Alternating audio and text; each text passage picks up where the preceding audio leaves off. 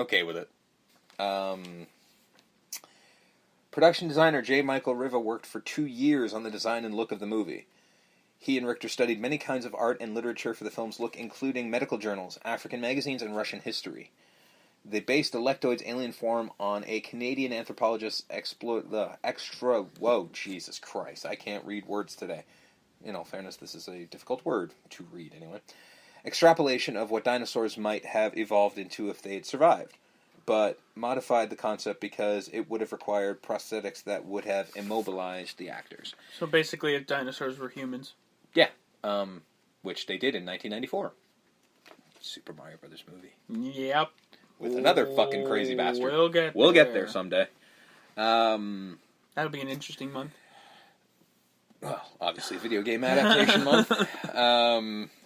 That will be fun. Their makeup consisted of 12 separate pieces of latex appliances per alien. Each actor's makeup was unique, and casts of were taken of their faces. It's Robert Englund all over again. For the Red Lectoids, Riva consulted Russian history to give them a baggy-suited Moscow bureaucrat sort of image. Their outfits were influenced by contemporary Russian lifestyles, and they went with greens, blues, and yellows because, according to Riva, they are sick and anemic. Sure. Okay. Whatever you say. Richter wanted the Black Lectoids to have a warrior-like demeanor, but in an elegant, not fierce fashion. Their costumes came from African tribal markings. Sure.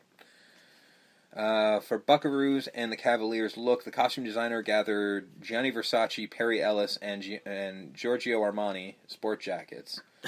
The Avengers of the fashion world. Kind of, yeah. I mean, they were all dressed to the nines. Weirdly, but dressed to the nines. Richter and Riva did not want metal spaceships and opted for a more organic look, like a deep-sea oyster shell. No shit. The spaceship models were based off of sketches by production illustrator Tom Cran, who used seashells as guides. Sure. Which kind of absolutely is exactly what they looked like.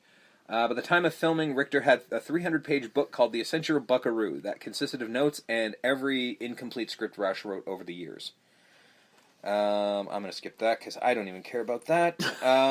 I just wrote it down because I'm like, oh, that might be good. No, I don't want to read that ever. Cinematographer Jordan Cronenweth, who shot Blade Runner, was initially hired as the film's director of photography. The filmmakers specifically wanted their film to be rich in color and texture, for which Cronenweth was specifically known. However, several weeks into filming, producer David Begelman and Cronenweth replaced him with Fred J. Jesus, these names.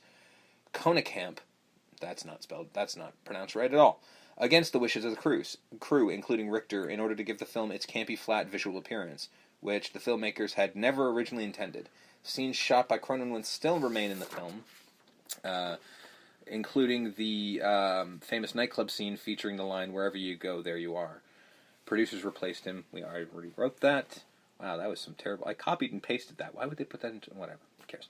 I'm literally complaining about what was on IMDb. I'm an idiot. For the scenes in the hospital that were used for Dr. Lizardo's room at the Trenton Home for the Criminally Insane, Lizardo's 1938 laboratory was filmed at a deserted industrial site. Alpha Tubing, I guess is the name of the site. Mm-hmm. The set decorators rented a collection of 30s electrical props originally used in the original Boris Karloff Frankenstein films. That's kind of cool. Weller remembers that during the scenes where his character is tortured by Dr. Lizardo, I was laughing at the banter between Christopher Lloyd and John Lithgow. I've never laughed so hard in my life. They had to stop takes over and over to get that segment. Well, yeah. How could you not look at that and laugh your ass off? I would have never been able to do that.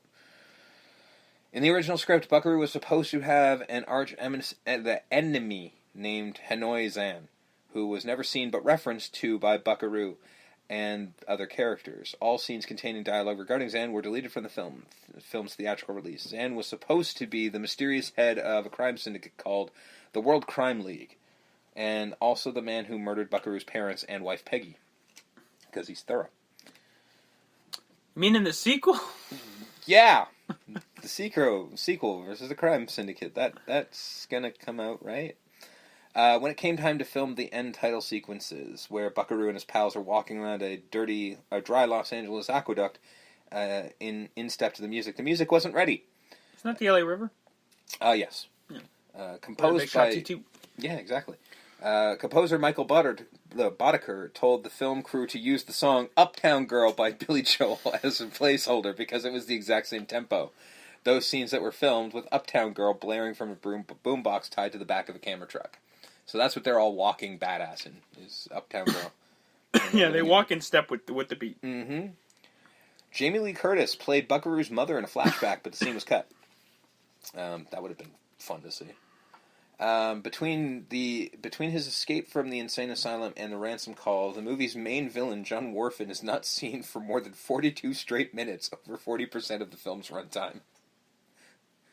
It is true. He literally disappears for a ridiculous length of time, and then makes this ransom call, and you're like, oh yeah, him. He's at the beginning of the movie and the end of the movie. Yeah, he has nothing to do with the middle of the flick, which is a very weird choice. Again, this movie's fucking strange. What the red lectoids are for. Mm-hmm. The end of the movie invites the viewer to watch the upcoming film, Buckaroo Bonzai vs. the World Crime League. This was the real title for a sequel that Sherwood Studios planned to make, if the film had been successful. Whoops. Unfortunately, it was a box office bomb and Sherwood Studios went bankrupt. Legal wrangling due to the bankruptcy prevented any other studio from picking up the sequel. And even many years later, MGM had to fight through a pile of red tape simply to get the okay to release it on home video. Well, thank God they did. So, like, the DVD and the Blu-ray is all because MGM fought to get it. Thank you, MGM. I'm surprised they did, but I'm sure there was money involved.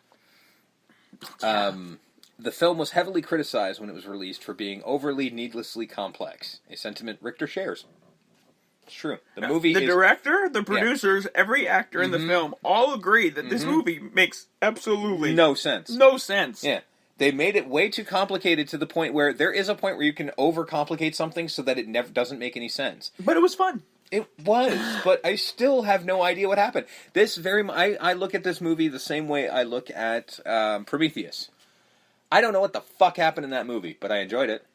And that's kind of the same thing I go here. Not a sentiment shared by most. No. Well, that's not true. There is actually a surprisingly strong following for that movie.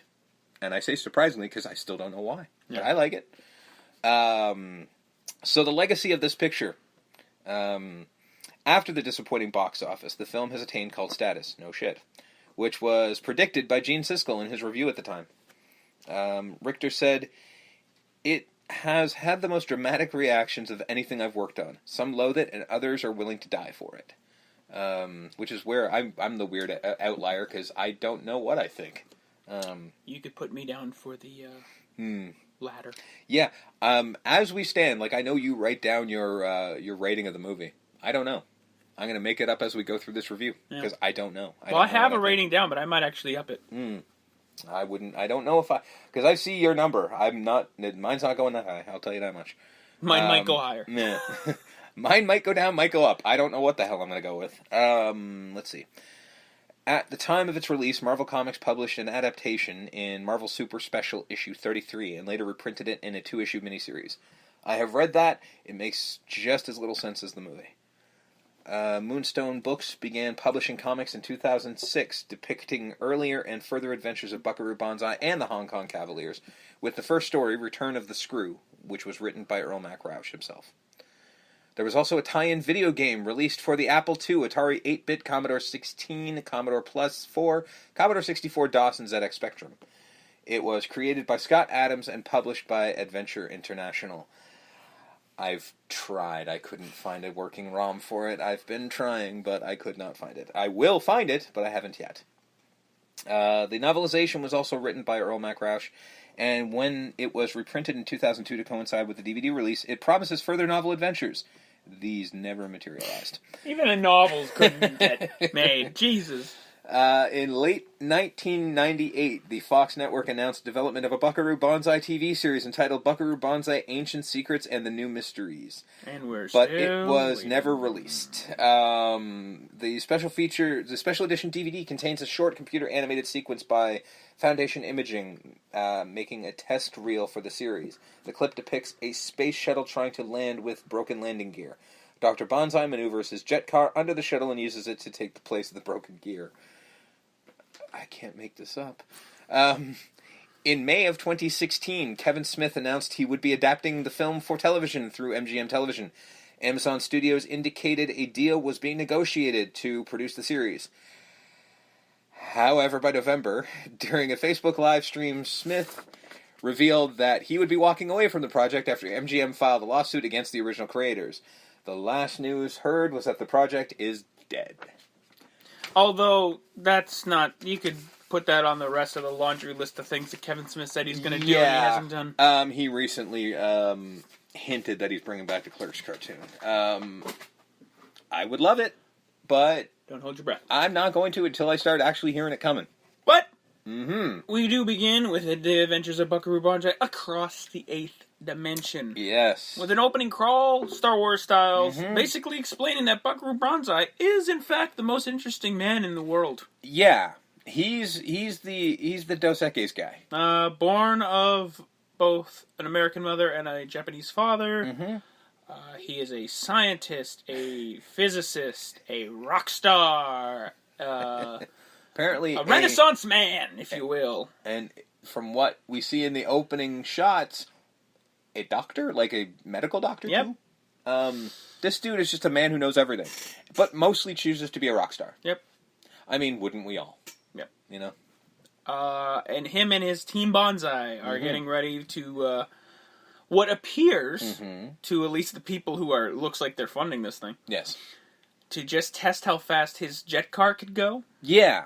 They're just like, we want to see what your jet car can do.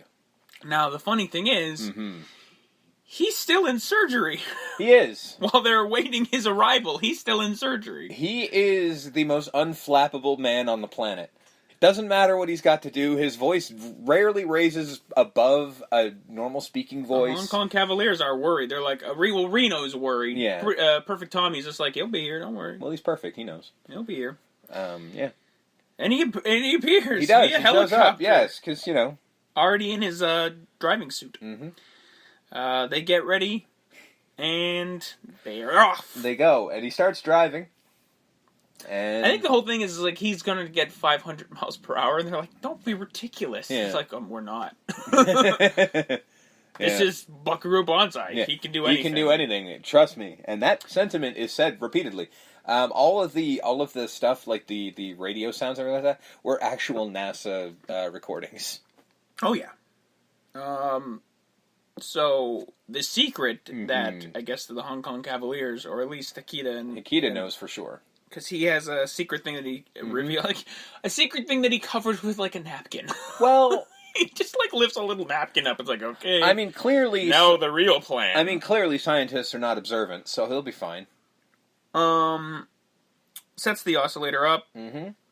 He's driving towards a mountain, because, you know, first he veers off. He's like, oh, he's coming in, and he veers off. And then he makes just a hard left. And people are like, where's he? What's Bonzai doing? Yeah, they look at all the Hong Kong. What's he doing? I was like, I don't know.